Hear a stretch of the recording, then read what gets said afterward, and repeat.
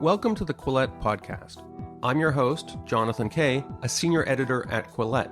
Quillette is where free thought lives. We are an independent grassroots platform for heterodox ideas and fearless commentary.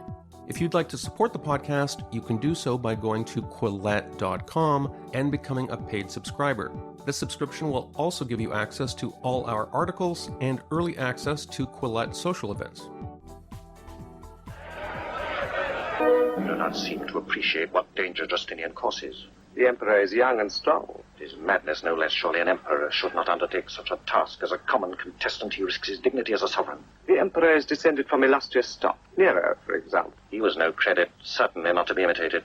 Naturally, but then he was without the service of a counselor such as I. Is that not true?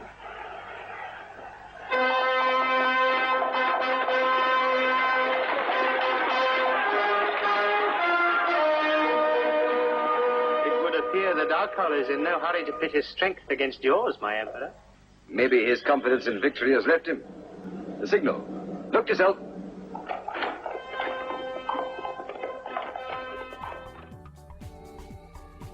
So what you just heard was an English voiceover snippet from Theodora, Slave Empress, a poorly received Italian film from 1954 that purported to dramatize the romance between 6th century Eastern Roman Emperor Justinian and his commoner wife, Theodora, who, by the way, in real life was not actually a slave, though she was reputed to be a courtesan.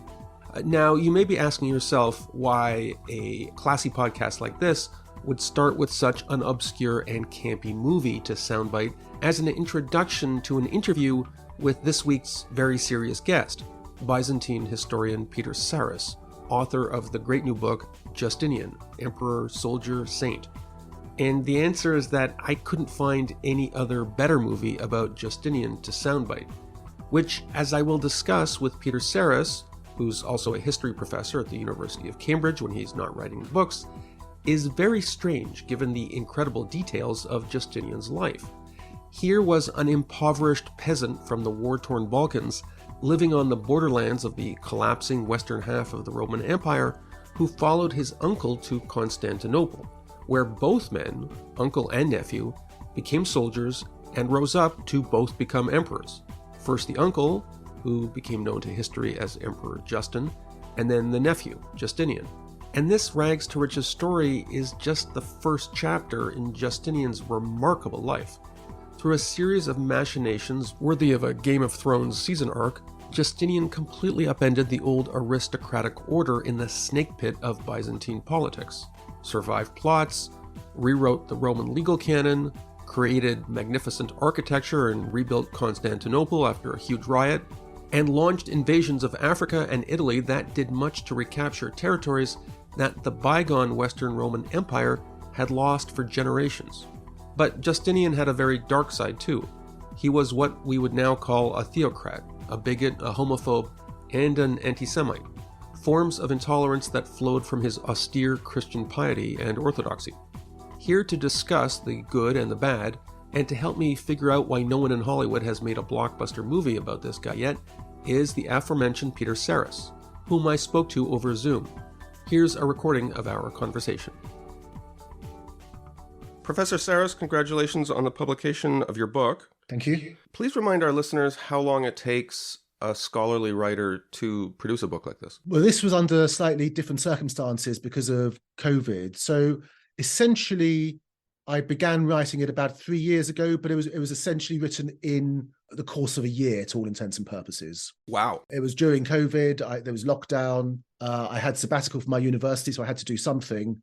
And so with the research libraries closed, I sort of honed in on a topic that I'd been working on for 30 years or so, Justinian, and cracked on with it. And I was quite draconian with myself in terms of how I wrote the chapters. And then the whole publication process takes longer. So it's about 3 years from beginning the book to its final publication. And previously, you were the author of, among other things, Byzantium, A Very Short Introduction, which seems like a contradiction in terms, but I'm guessing that to write a very short introduction of Byzantium, you need to have a very long course of study in what you're trying to summarize. Yes, I've been studying Byzantine history since I was an undergraduate. I specialized in it when I was an undergraduate back in the early 1990s, and I've been teaching it since the mid-1990s. I tend to alternate between very specialist works addressed to a specialist audience and then works addressed to the public. I think that historians have a responsibility to try to address a public audience and to try to write as best as they can while doing that. Very short introduction to Byzantium was my first foray into that, and I really enjoyed that experience. And that, in a sense, I think was what led me ultimately to write the Justinian book. So this is published by Basic Books, which is a popular publisher, not a university press. When you're pitching a book like this, I'm guessing editors are more familiar with Western Roman emperors or the emperors of a unified empire. Nero, Caligula, Constantine. The eastern half of the empire, even though it survived much longer, is kind of more muddled in people's imagination, and the historical figures who populate it, including somebody like Justinian, who arguably has done maybe more to shape our present than any of the people I just named, they're more obscure in people's mind. Is that an impediment when you're trying to publish a book like this? I think it is initially in terms of sometimes engaging people outside of academia with it, but the great advantage of Justinian, and the great advantage, as it were, if you work on the Byzantine period, the early Byzantine period, so covering the disintegration of the Western Empire and then the way in which the Eastern Empire recast itself, is that Justinian and the emperors of that moment have a great legacy in terms of the West, which editors can understand when you explain it to them, in terms of the contribution to the emergence of Western Christendom, and also a really important legacy to the East in terms of creating the circumstances out of which Islam would emerge. And it's true of my students, I think it's also true of publishers, that when you explain the connections between this world and the world of Islam, the relevance of which is very much in people's minds, then they get it. So this is a tangent, but we had Orlando Fagus on this podcast a couple of months ago to talk about his book on the history of Russia. And I was surprised how important Byzantine theology in Asia Minor, that part of the world, was to the creation of a Russian religious identity and Orthodox Christianity more generally. But again, these are really complicated subjects. The very word Byzantine in English language become a byword for complexity. Do you have a special challenge, maybe compared to some of your colleagues who teach Julius Caesar or Augustus or the Eastern Roman Empire? At first it was subordinate to the Western Roman Empire, and then it became predominant. Is there a communication challenge about what exactly the Eastern Roman Empire was? What people need to bear in mind is that in the centuries before Justinian, from the 3rd century, the center of gravity of the Roman Empire as a whole has shifted eastwards. What were the forces that caused that to happen? The main one was the emergence of a great and aggressive superpower rival to Rome's east, in the form of the Sasanian Empire of Persia, which also emerges at the same time as we see the emergence of very aggressive forces to the north of the empire from the barbarian world beyond the Rhine and Danube. And in response to this, we see the imperial system evolve such that you have a Western emperor to face down the northern barbarians and an Eastern emperor to take on the Persians. Now, the Persians are a much more consolidated, sophisticated imperial rival for the Romans. They are the prestige enemy. They're the other empire that claims universal dominion. So one ends up with a situation where the senior emperor tends to be based to the east to face down the Persians. And that's a situation really from the beginning of the 4th century, end of the 3rd century, beginning of the 4th century. And so the crucial context that people who just know about the empire of Augustus or Marcus Aurelius don't get until you explain it to them is the fundamental importance of that shift eastwards we see, upon which then Constantine would build in the 4th century, and then with his Christianization of the empire beginning, and then that is very much the legacy that Justinian will inherit. A Roman world where, although the Western Empire by that point has disappeared, a Roman Empire which has long come to be dominated from the east, with the emperors ruling from Constantine's great foundation of Constantinople. One thing that's interesting that I learned from your book is how much the self-conception of people who lived in Constantinople and the Eastern Empire more generally, how much they retain the idea of being Romans. I think Romanitas is, the quality they had. There's one anecdote you have here where I think it was Zeno, the Isaurian, I think he had died and they were looking for a new emperor. The people are chanting, "We want a real Roman emperor." And I think it was Anastasius, this austere penny pincher but the idea was that even though they spoke Greek, they saw themselves as real Romans. And I'm wondering how much of that was just a historical conceit. The Romanness of these people is genuine. As I say, Rome had ceased to be an imperial capital of significance in the 3rd century. So the idea of having a capital other than Rome isn't a problem. Byzantine is a term of art used by historians. In the minds of the inhabitants of the empire ruled from Constantinople, these people were Romans down to the fall of what we call the Byzantine or Eastern Roman Empire in the 15th century. To this day, the Turkish phrase used for Greek Christians in Istanbul or in Cyprus is Rum. We're still described as Romans. So that Romanness is real. Also in the 6th century, although Greek is the main language of the elite, you still have large Latin-speaking communities in Constantinople, in Beirut, and in the empire's Balkan provinces. And that's the world from which Justinian's family is coming from. They're coming to Constantinople in the late 5th century from the empire's primarily Latin-speaking, very troubled Balkan provinces.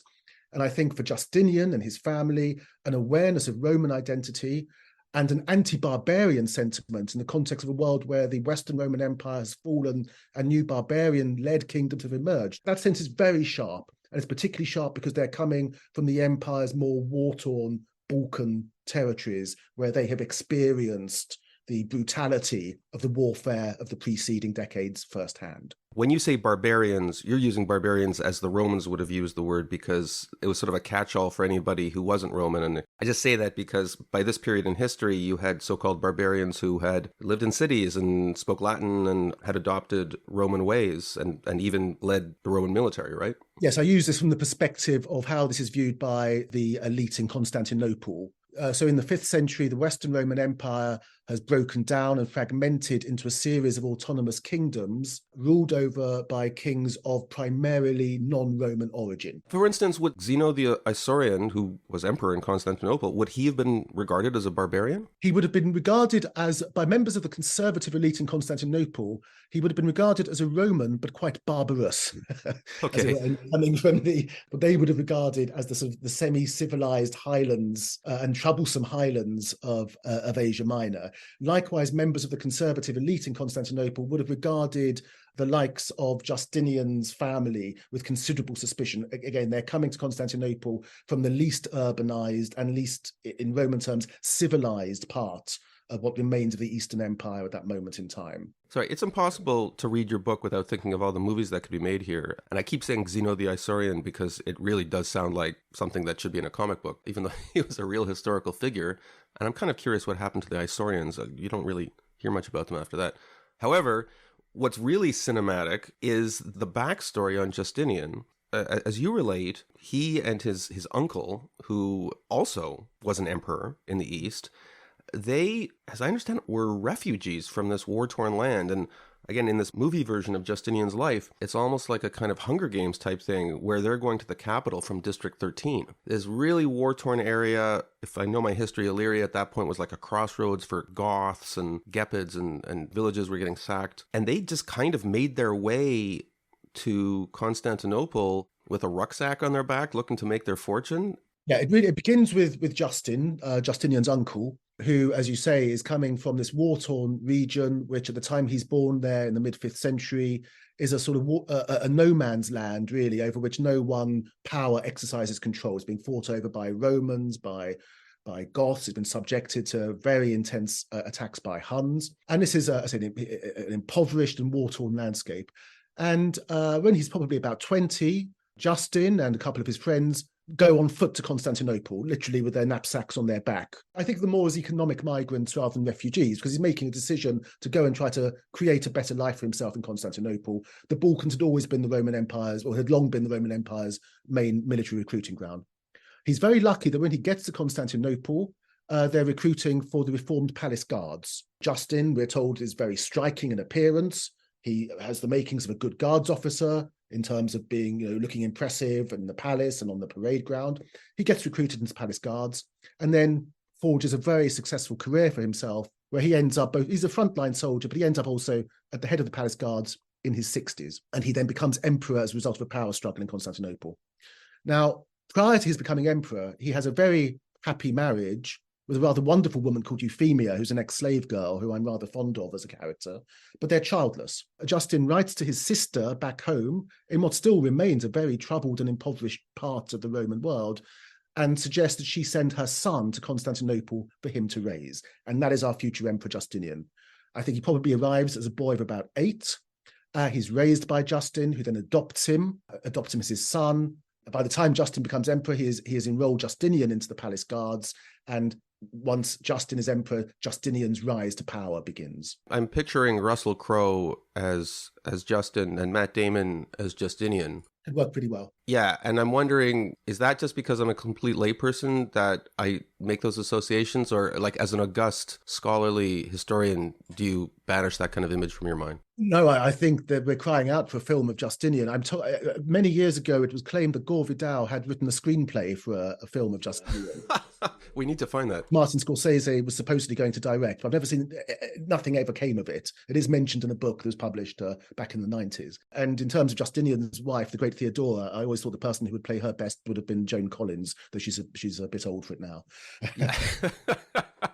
Well, I think she's one of our regular listeners. So one thing to emphasize here is that Justinian was not the real name of Justinian. It bore no resemblance to his real name. That name was picked in homage to Justin, which to my modern ears is kind of weird. It's like, your nephew calling himself Peteronian or something like that. It's a technical thing. So his original name is Petrus. He's referred to initially as Petrus Sabatius, after his father Sabatius. And then when he's adopted by Justinus, he then becomes Justinianus, Justinian, because of the adoption. The power struggles that took place in Constantinople during this period are the stuff of legend, and really do seem to approximate the kind of lurid story you see in fictional accounts like Game of Thrones and stuff like that. You describe this process the way Justin, that's Justinian's uncle, came to the throne, and it really was a bunch of dudes locked in the equivalent of a smoke-filled room, deciding, well, who's going to be emperor? Justinian's rise to power is tied up with his uncle's rise to power. And his uncle was really old. Like you say, well, he was in his 60s. That's kind of, for our purposes, Joe Biden stuff. It's like you're in your 80s or something by the standards of that age. People, I think, usually died in their 30s or 40s. How did his uncle, who was a soldier, how did he get to become the emperor? Well, Justin, as you say, he's elderly. He's about 68 when he ascends to the throne. He's head of the palace guard. He knows the internal workings of the palace well. What happens is the elderly predecessor, the Emperor Anastasius, dies late at night without having made any proper arrangement for his succession. He has 3 nephews, each one of whom could have made a good emperor. You also have various other aristocratic factions who have been waiting to try to get members of their family on the throne. As news of the emperor's death spreads, the most powerful courtly figures are summoned to the palace and they start discussing what's going to happen. As news spreads beyond the political circle in the palace, however, you also start getting massing on the streets outside the palace, the army, the guardsmen themselves, members of the circus factions who are sort of sporting associations which many of the urban poor belong to. Much of the population massing outside the palace, applying psychological pressure on those inside to come to a decision. None of the different aristocratic factions can agree on a candidate. And so eventually, just because they're under such pressure to find an emperor, they agree on Justin as a sort of compromise candidate. I think in the expectation he won't be alive for very long. By the time he's dead, they will have arranged a more blue-blooded emperor. And then what will eventually happen is that during Justin's period as emperor, Justinian will very carefully build up a support base for himself in the Senate, on the streets of the city, by being generous to the urban poor, by reaching out to elements in the hierarchy of the imperial church to try to successfully maneuver himself until eventually his uncle Justin appoints him as co-emperor just a few months before his death. There's no clear plan that Justin initially intended his nephew to succeed him, especially if you're an elderly or vulnerable emperor. You don't want to have an obvious successor around whom hopes of regime change can coalesce, because then you become very disposable. So Justin's quite careful not to designate Justinian his heir too early. He only really does so when actually an old war wound comes back to life and he realizes that he doesn't really have long left. You mentioned the palace guards, and I think maybe a lot of people listening to this will naturally associate that with the Praetorian guards, who were kingmakers in an extremely corrupt and unwholesome way back in Rome, especially during the crisis of the 3rd century. There were transfers of power in Rome that were literally just auctions, where the Praetorian guards were auctioning off the post of emperor. In this case, that wasn't the case. It wasn't the palace guards were the real power behind the throne. They were a power cluster within imperial politics, but not the decisive factor. Is that the case here?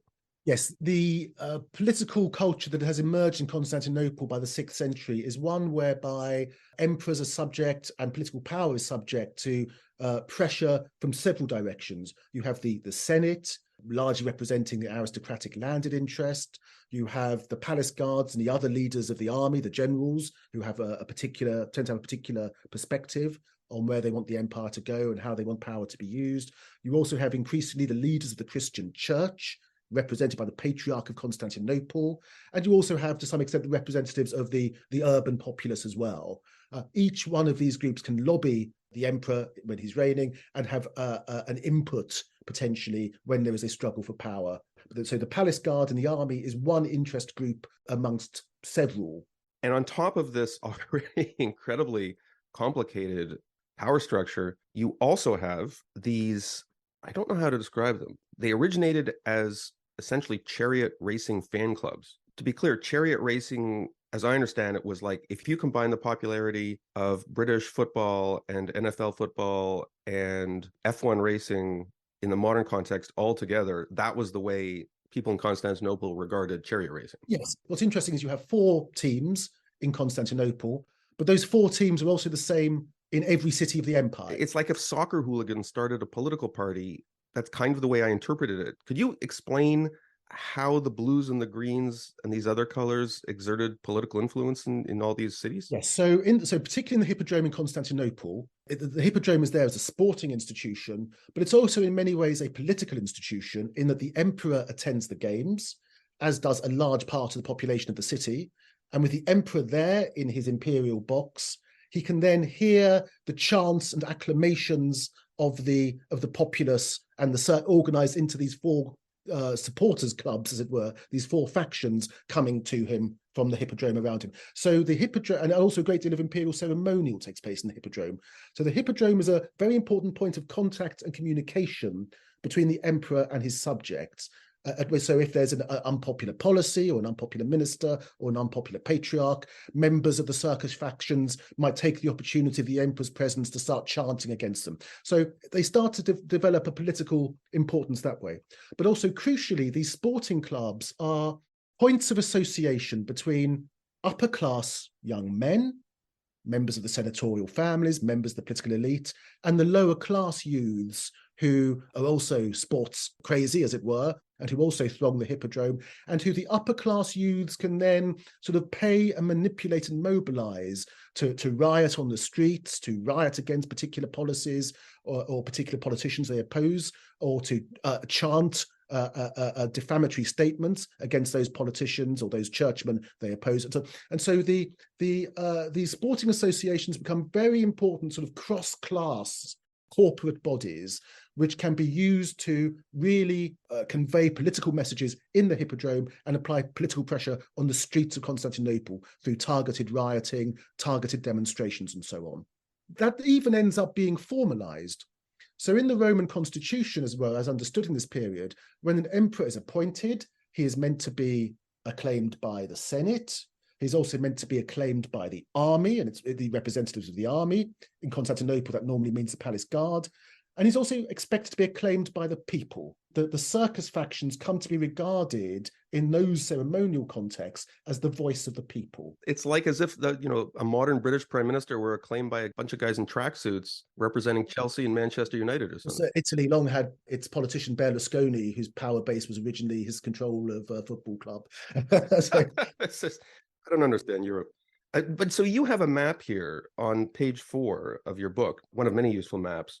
The Hippodrome was basically located across the street from the Great Palace. From the Great Palace to the Imperial Box, is a staircase and corridor. So that the emperor can attend the games, can present himself to his people. This is an era where, if you got up in the public forum and started denouncing an emperor, you could lose your life. And yet these hippodrome races became a kind of free speech zone where, because you were with 10,000 people were screaming all sorts of hideous taunts at Justinian. There was a sort of call and response thing, sort of reminds me like modern Twitter or something, where you could just say anything you want. And you record a couple of instances where Justinian was essentially kind of booed out of the hippodrome, and then mobs would be unleashed and burn half the city. Could you describe the great rampage that took place where much of the city was burned down? And I think it evolved from events that took place in public. Yes, so the two main circus factions in Constantinople are the Blues and the Greens. Now, when Justinian is coordinating and machinating his rise to power, he very carefully associates himself with the Blue faction to be able to draw on their sources of support, their supporters in the Senate, and so on. So he's used the circus factions to facilitate his own rise to power. Once he's in power, however, he tries to distance himself from them. And that starts leading to growing tensions between Justinian and the leaders. What then happens is there's an outbreak of rioting in 532, and leading members of both the main factions are arrested. Justinian is called upon to release them. He refuses, and this ultimately sparks off several days of mass rioting in Constantinople, which will then be taken advantage of by members of the Senate in Constantinople who have been hostile to Justinian since he came to power, feeling that he's wrong-footed them and that really the throne belongs to one of them. There are these aristocratic families circling around the throne, wanting to reassert control over it. They regard Justinian as a low-class parvenu with no real right to be there. Those groups will then take advantage of the anger of the mob resulting from the arrest of their leaders to try to turn these riots that break out in Constantinople into a full-blown coup, with the rioters being mobilized to try to storm the palace, with arms being distributed amongst them. And we have this extraordinary moment described for us in a contemporary source, the historian Procopius, private secretary of an important figure, the general Belisarius, who's inside the palace at this time, when Justinian considers taking flight and is dissuaded from doing so by his extraordinary wife, the Empress Theodora. And he manages to claw the situation back by unleashing some of his favoured military retainers and generals, along with their private armed retinues, who go on to massacre tens of thousands of the rioters in the Hippodrome. But it's very touch and go. There's a moment when it looks like Justinian's going to surrender his control of the palace, which would have ultimately led to his loss of power. You recount this episode vividly in your book. And I think in this episode, the best lines go to Justinian's wife. Often these accounts tend to be apocryphal, but who essentially braces her husband's backbone by saying, well, we could flee and then spend a couple of years in exile trying to get back into power, but we'll have lost all our dignity. And what kind of emperor will you be living in fear? Let's talk about her, because we talk about Justinian and his uncle being lowborn. She not only, as I understand, was lowborn, but in those days, being an actress, I think you have a line in here saying not all prostitutes were seen as actresses, but all actresses were seen as prostitutes, or words to that effect. Tell us about her, because he actually had to pass legislation to get her some respect. Yeah, again, I think really it's worth stepping back and talking about Justin a bit there, because I think a really interesting feature of this family is that the men of this family have clearly a very strong romantic streak. It's a very sympathetic quality. They certainly didn't marry up for fortune or convenience. Not marrying for political purpose. So Justin, who ends up as head of the palace guard, could have got himself a very posh wife. Instead, he marries an ex-slave girl who is a very formidable and rather splendid character in her own right, the Empress Euphemia. In the film, I would have wanted her played by the British actress Barbara Windsor, if you know who she is. Justinian, likewise, marries in middle age, clearly for love rather than out of political design, this extraordinary woman, Theodora. Now, we're told by sources both pro-Theodora and anti-Theodora that in her childhood, she'd been forced into prostitution. Her father had been a bear keeper, had been looking after the bears in the Hippodrome of Constantinople on behalf of one of the circus factions. He then dies, throwing the family into poverty, and she and her siblings are forced certainly to dance on the stage in the Hippodrome, where you have these theatrical and pantomimic performances, but also we're told to sell her body. She ends up being the concubine, the sort of mistress of a Roman governor who takes her to near Egypt, where he then abandons her with a child. Wow. And she has to then get herself back through Alexandria, through Egypt, through Syria to Constantinople. During the course of that, she seems to discover religion, and she becomes very pious. When she gets to Constantinople, she meets up with Justinian. They have a connection probably via the Blue Circus faction, which they have in common. But also, I think what draws them together at that point is their shared sense of piety. Justinian is obsessed with religion, obsessed with theology. She has discovered religion in a rather more, I think, emotive and personal way. And they then form this extraordinary bond. Now, they're living together. It's before Justinian's emperor. They're living together by about 521, probably. But the problem here is his mother, Euphemia, the ex-slave girl, who clearly doesn't think that Theodora is good enough for her son. Which is kind of ironic. Maybe like some of the critics, she doesn't believe that this woman has really found religion to nearly the extent that she claims. Our sources tell us that Justinian, like Justin, is handsome. You know, he's unmarried, he's getting a bit middle-aged, but still maybe one reason he hasn't got married yet is because his mother's being so difficult. Who knows? This isn't unknown. Justinian can't marry her until, first of all, his mother dies, which she does, but then also the law has to be changed, because by that point he has been given senatorial status, and senators aren't allowed to marry women who have been involved in what are regarded as disgraceful professions, such as acting. So he has to persuade Justin, his adopted father, to change the law so that he can then marry Theodora. Now, of course, Theodora's probably lobbied for this, but what's really impressive with Theodora, I think the bond between them is very important.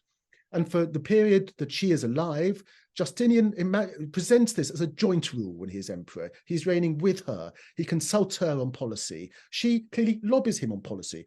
And she clearly lobbies him on policy in order to make life better, not just for her, to allowing her to marry him, but women like her. So we see lots of important legislation cracking down on human trafficking, cracking down on people who force poor girls into prostitution, cracking down on those who won't allow actresses to give up their careers on the stage and choose a new path. And there's a lot of very, what we would think of as liberal legislation, women and the poor and orphans, and quite a lot of that I think we can ascribe to the influence of this extraordinary woman, Theodora. By the end of the book, there are many aspects of Justinian I find deeply troubling. Spoiler alert, Jews. Yeah, absolutely. And he is deeply persecutory. He is deeply intolerant. But Theodora, I came away feeling immense admiration for and warmth towards. Thanks for listening to the Quillette podcast. Just a quick interruption so I can remind you that Quillette is also something you read, not just listen to.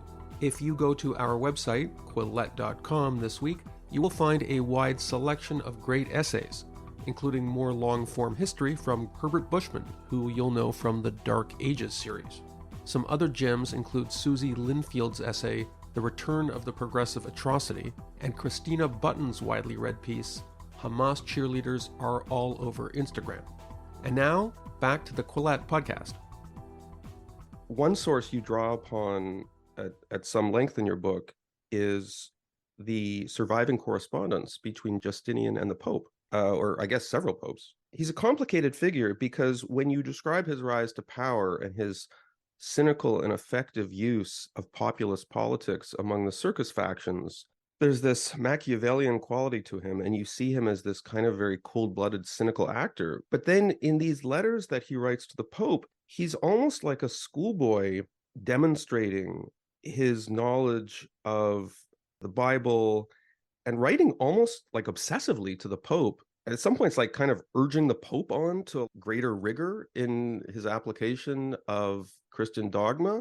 Was he a believing Christian his entire life?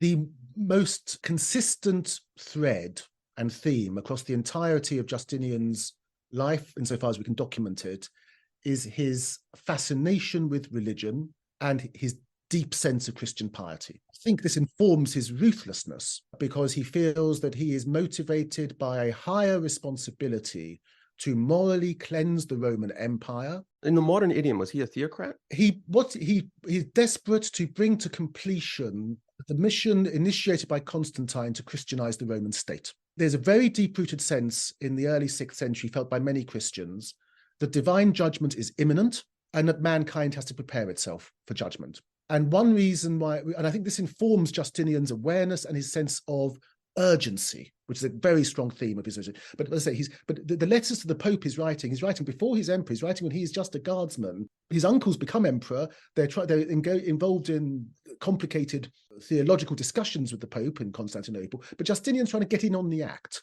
and is showing his own knowledge and fascination with theology. And that is there to the end of his reign. But it is a ruthlessness. He feels rather like some modern tyrants that a great deal of bloodshed and cruelty is justified by his higher sense of moral purpose and mission and his commitment to what he believes to be the collective spiritual good of Christianizing Roman society and preparing mankind for judgment.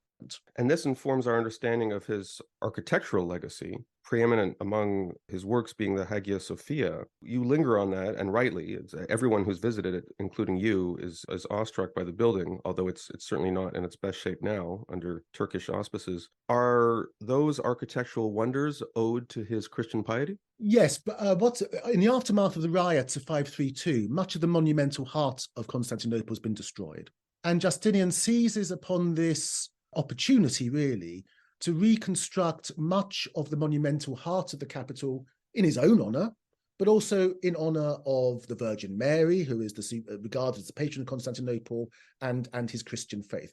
And what's unusual about Justinian is that whereas previous Roman emperors, even Christian Roman emperors, had tended to mostly invest in secular building work in the capital, Justinian invests a huge amount in church construction, not only Hagia Sophia, though that is by far the greatest expression of it, but also a whole series of other very important and very influential churches that would change forever the development of Christian architecture and make a fundamental contribution to the evolution of Orthodox Christian worship. Justinian's motivated by this sense of higher moral purpose and this determination to Christianize the Roman Empire. That sense of Christian moral duty informs a lot of his charitable instincts, his treatment of the poor, his treatment of orphans, his treatment of women. But it also informs the unprecedented degree of persecution which he introduces with respect to minority groups, non-Christians. Pagans are his main target, but also Samaritans. Jews suffer a great deal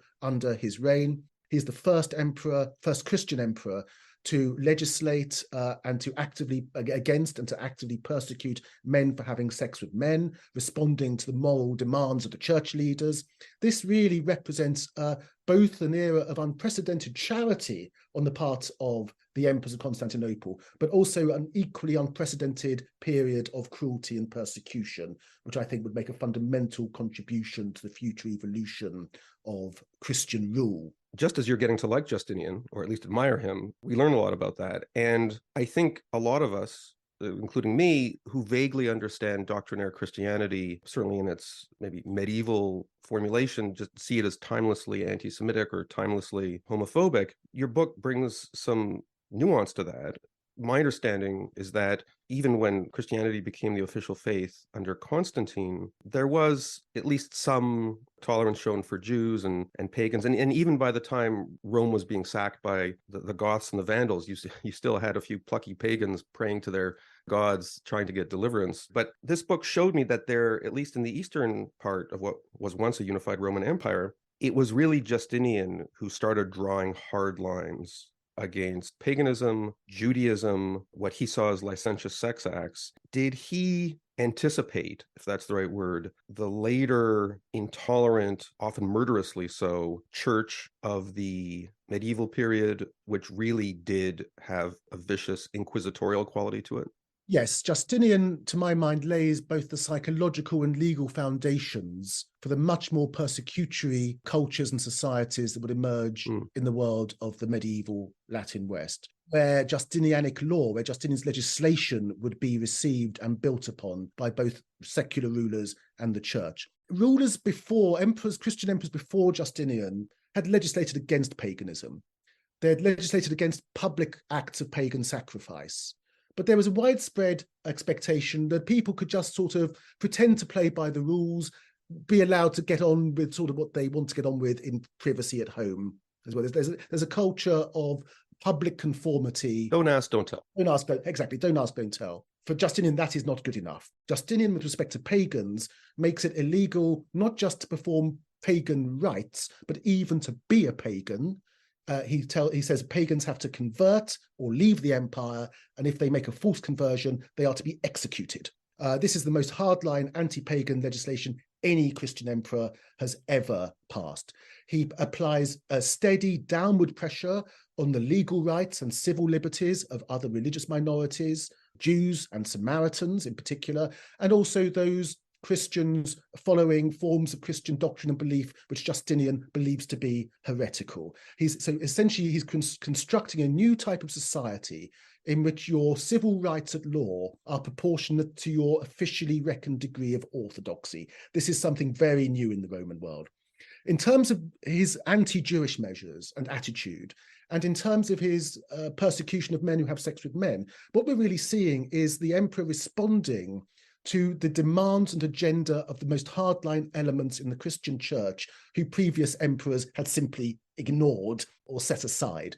So in the 5th century legislation of Christian emperors, it's made clear that the empire has Christianity as its official religion, but Judaism is granted the status of a permitted sect or a permitted religion. And that gives a lot of legal protection to the emperor's many Jewish subjects. Justinian removes that cover and legislates to permit acts of considerable violence and brutality towards his Jewish subjects. A dominant theme here, which you've discussed just in this brief interview, is the totalizing instinct of Justinian, that it's not enough to push the populace in a particular direction, but he has to codify and regulate, in this case, right down to people's individual consciences. He took the same approach, more famously, to law under his Justinian Code, which, as you describe in the book, Justinian didn't personally write the Justinian Code, but he did marshal the services of preeminent legal minds in his empire and accomplished this in an incredibly short amount of time. Is it accurate to say that, legally speaking, his legacy is felt to the present day in the law books, particularly civil law jurisdictions? Absolutely. So the explosion of legal activity when he becomes emperor is really very striking. But alongside that explosion of new legislation, he also codifies and condenses and boils down the entire inherited body of Roman law. Which was a mess, as I understand, was a complete mess. There's so much legal science and material in circulation. It's very hard for people to work out what the law on any given topic or situation is. Justinian takes this in hand, and in a series of codification projects, the Codex, the Digest, and then he has a sort of new textbook for the law, the Institute. He boils down this massive inherited material. So if we take the Digest, which is codification of the writings of the legal scholars, the jurists, he reduces that material by 95% into a new condensed and Christianized 5% of the Roman law. Now, what's really important is that the way in which Roman law is then transmitted to posterity is entirely as it leaves the hands of Justinian's law commissioners. And that Justinianic Roman law will then form the basis of the legal system that will operate across the entirety of Europe, apart from England, until the age of Napoleon. And even then, what Napoleon is doing is recodifying essentially Justinianic Roman law in a slightly new form. So the civilian systems that still apply in much of the world today ultimately go back to the efforts of Justinian and his extraordinary law commissioners. This is one of the reasons why I don't understand why he doesn't get more historical attention as compared to some of the more Western Roman figures. I think part of it is that, as it were, I say Justinian is an autocrat and a man of profound and intolerant faith. Who determines not just how Roman law will be transmitted to posterity, but also how Christian orthodoxy, how Christian theology will be received in the Middle Ages. Now, a crucial point here is the Enlightenment in the 18th century, the great age of reason, the era of the philosophes, who are kicking against and reacting against what they regard as the obscurantism of religion. And I think Justinian is too religious a figure to be regarded as anything other than the epitome of obscurantist tyranny on the part of the thinkers of the Enlightenment. And that then I think informs a great deal of how he is regarded by posterity thereafter. It's very hard to take a romantic view of Justinian, in part because there's so much surviving documentation. He's one of these people who's hard to mythologize because he himself was so pathologically legislative. He pronounced decrees on all sorts of things, like right down to sort of what kind of circus clown, what sort of salary he'd be paid by various factions. This is why some people have sometimes compared him to Stalin, and I think so. Justinian is very much a figure of obsession on the part of admirers of Vladimir Putin in Russia. Justinian has an obsession with the minutiae of government, and even, as you say, the fine detail of what levels to pay are going to go to provincial administrators on the fringes of empire. And he has a totalizing view of Roman society, such that we see him legislating on pretty much every aspect of life as lived in 6th century Byzantium. And we hear the emperor's voice here. In this legislation, there are connecting themes and motifs, which we can trace in his earlier letters to the Pope, which we can trace in the theological works emanating from his court. So there's a personal contribution here on the part of the emperor. Well, you, again, make some inferences based on the wording of some of the legislation. When it has a particularly hectoring or didactic quality, you tend to ascribe it to his personal hand, yes? Always in a hurry. He's constantly hurrying people along. As I say, there is this urgency, which isn't always to his advantage. So the first version of his code is completed in too much of a hurry and has to be done again. Again, the building of Hagia Sophia is in places a bit structurally ramshackle, and the eastern arch of it will collapse and bring down the dome in 558. Admittedly, there's an earthquake involved, but again, there is an inference that his constant egging people along, his constant hurrying of them, doesn't always have beneficial consequences. You have a great detail about the Hagia Sophia, which I didn't realize, where they were so desperate for structural underpinnings that they brought in columns and other elements from, they sort of cannibalized it from other structures. Is it true that there's pagan monuments buried down in the basement, but they turn them upside down just to illustrate you're just here as a supporting column, not because we like you? In his rebuilding after the riots in 532, one thing he does, I think that clearly during those riots, there's a moment in the palace when they were running out of supplies. And what he builds adjacent to the palace is a massive underground cistern to supply it with water. Visit this still in Istanbul today. The Roman Latin name for it is the Cistern Basilica. It's just adjacent today to Hagia Sophia. And in that, as you say, they cannibalize pagan statues of Gorgons and other mythological figures, which you can still see amidst the watery remains of this cistern. But the stonemasons do indeed appear to have deliberately placed them upside down or on their side, I think perhaps to try to capture their demonic or magical properties and stop them seeping out, as it were. I mean, I had high hopes for this movie earlier. They're even higher now because there's a big Dan Brown component coming here where the devil's eyes are going to start to glow. My favorite Dan Brown element is that one of the most fascinating literary sources we have for Justinian's reign is we have this character Procopius, who is secretary to Justinian's general Belisarius, who writes a very public and brilliant history of Justinian's military campaigns.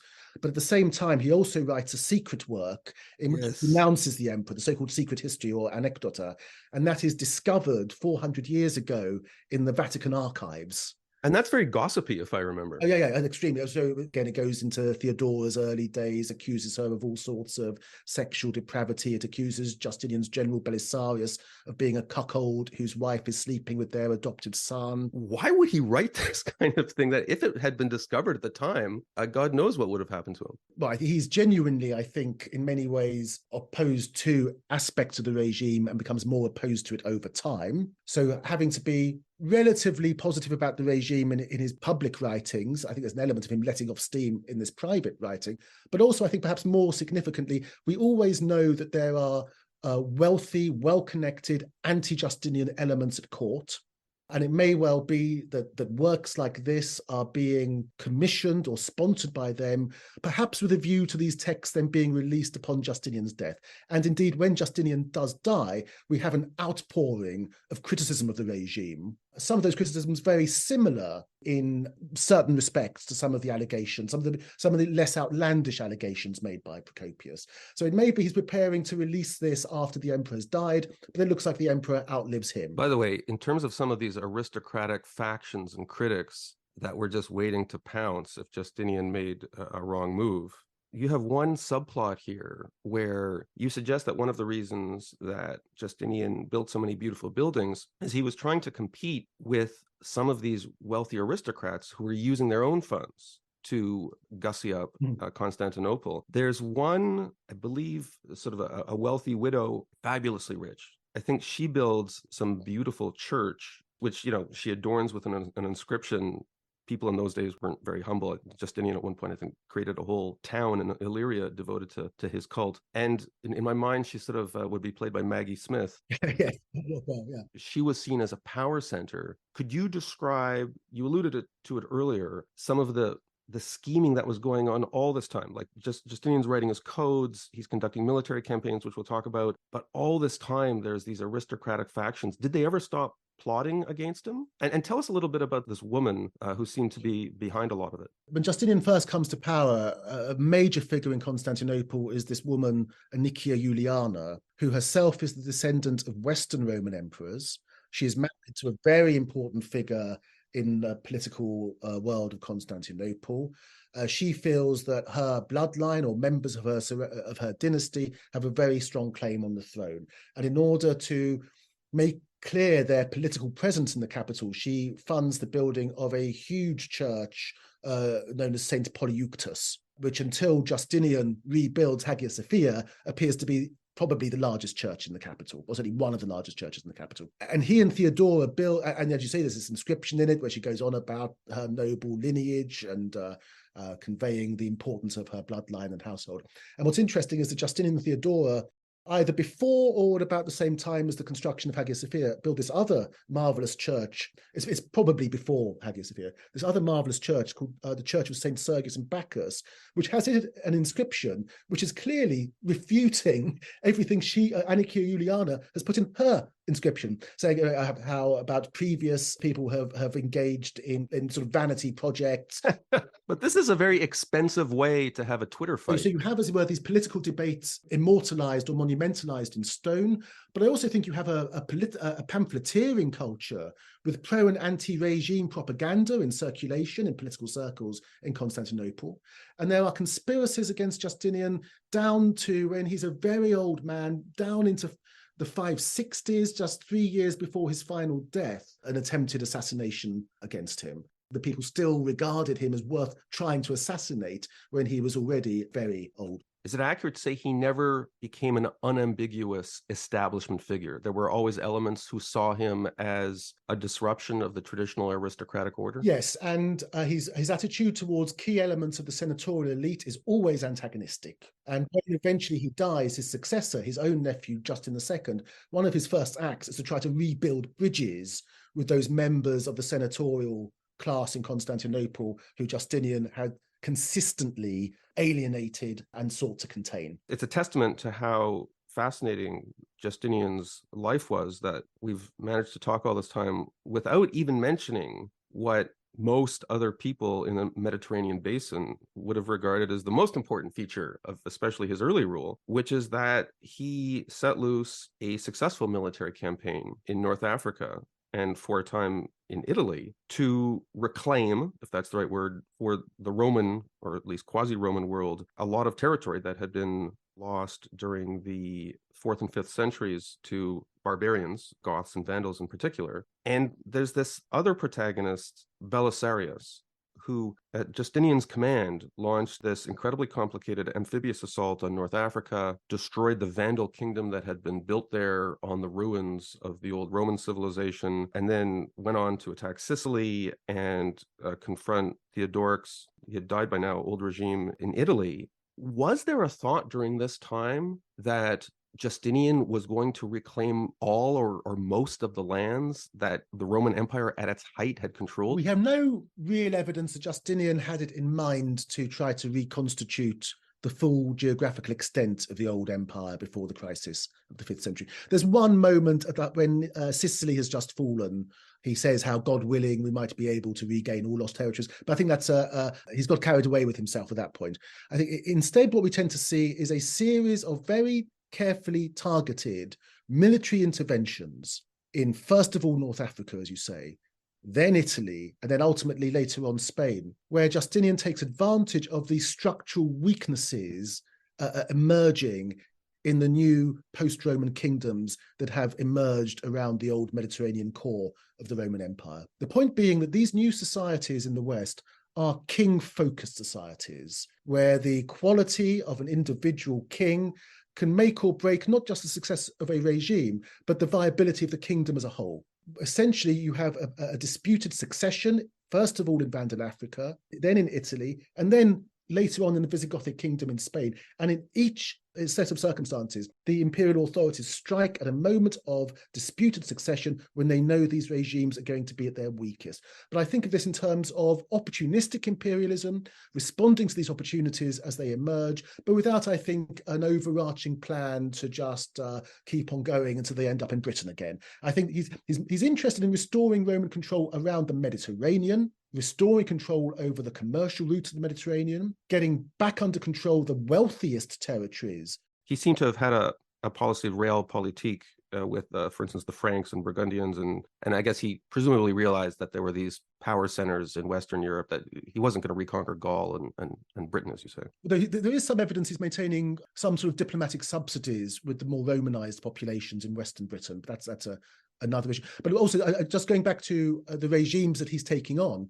the Vandal kingdom in Africa, the Ostrogothic regime in Italy, these are the most politically and economically and militarily sophisticated of the regimes that emerged in the West. But also, crucially, from his perspective, they are heretics.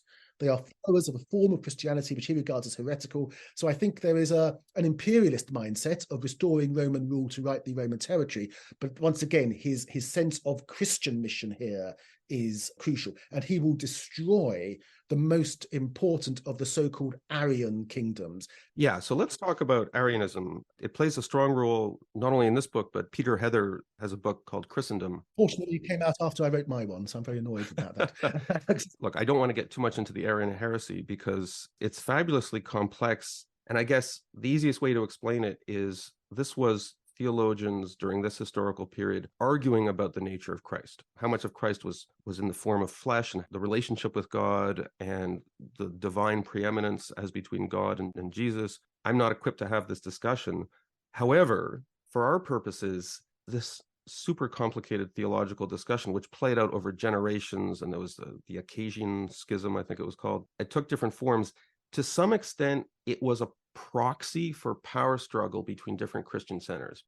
Can you take us back in terms of the Christian power politics then? Because you had Rome, you had Constantinople, but you also had Antioch, Alexandria, Jerusalem. To what extent did these schisms, and again, I think you had these barbarians who had embraced the quote unquote wrong kind of Christianity, like the Goths in particular had embraced Arian Christianity, and it took centuries for them to come around to, I think, what came to be called Nicene Christianity. How much of that was genuinely theological disputation, with Justinian taking an orthodox position, and how much of that was a proxy for power struggles between different power centers within the Christian world, including as between Rome and Constantinople? I think there are two aspects here. I think, first of all, there's the dispute, which the Arian dispute concerns, which is the relationship of God the Father to God the Son within the Trinity. Now, without getting to the theology, the point is that groups like the Goths and the Vandals were converted to Christianity, or were in receipt of Christian missionaries at a moment when the followers of a churchman called Arius were in the ascendant, and they believed that God the Father was superior to God the Son. What then happens is, as that form of Christianity spreads amongst them, the Arians end up losing the debate within the imperial church.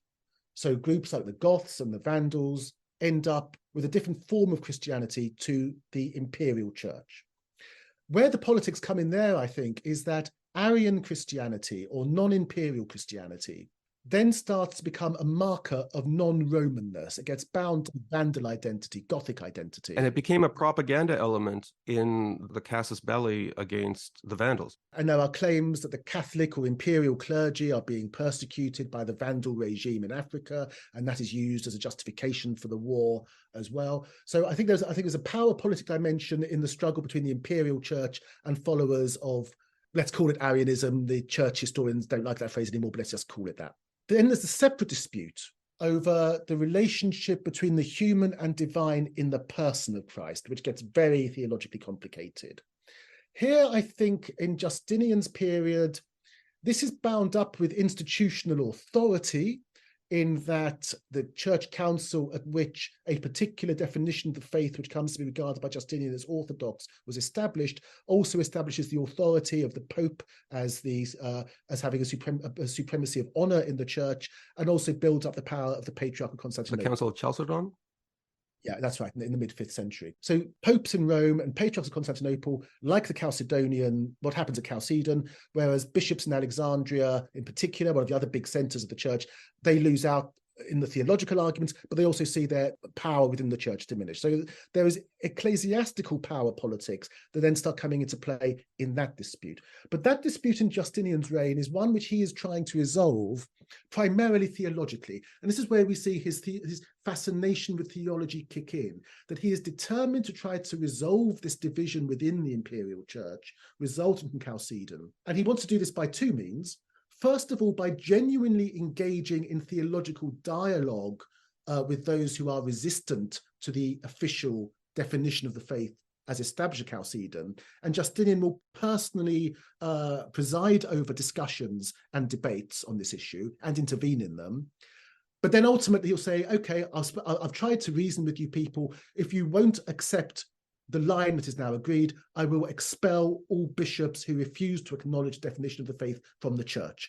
So he will engage with the ideas, but he will ultimately crack down on those who, as individuals, prove to be resistant to imperial authority as expressed by the church councils. And that's part of the contradiction of this man, that he's obsessed with ideas and is willing to engage in theological discussion, but is ultimately deeply intolerant of those who, at the end of the day, simply will not acknowledge his authority and that of the empire. I'm wondering if you could comment on how his behavior compares to that of Constantine, who several centuries before attended the Council of Nicaea, but in a maybe more humble capacity, maybe more as observer, participated somewhat, but was kind of just taking his cues from what the bishops decided.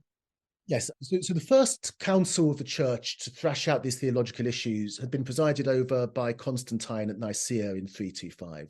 Now, Constantine had adopted Christianity, associated himself with it, but in many ways, he doesn't really get what is psychologically different about Christianity compared to the world out of which he's emerged.